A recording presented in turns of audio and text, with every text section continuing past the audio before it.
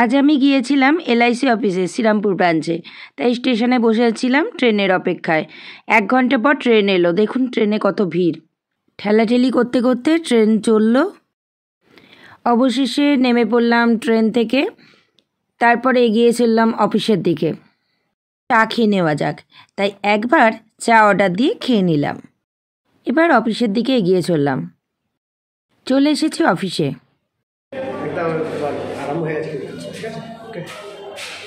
দাদা বলল মিটিং শুরু হয়ে গেছে। তাড়াতাড়ি করে আমি ঢুকে গেলাম হলে।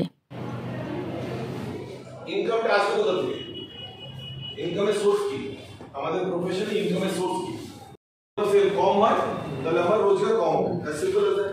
আচ্ছা, নাম্বার অফ সেল যদি করতে হয় তাহলে আমরা কি করতে হবে? কোথা থেকে আসবে? মিটিং চলতে চলতে হাতে চলে এলো এইরকম তেলে ভাজা বাঁধাকপির নিরামিষ তেলে ভাজা।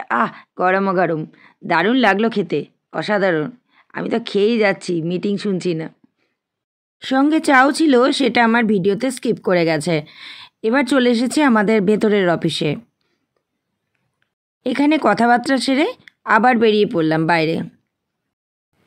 চলে এসেছি মিষ্টির দোকানের সামনে। এই দোকানে খুব ভালো কচুরি পাওয়া যায়, তাই আমি আর দাদা মিলে 1 প্লেট করে কচুরি খেয়ে নিলাম।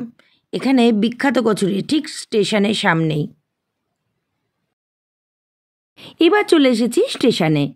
আজকের মতো তোমাদের টাটা, বাই বাই।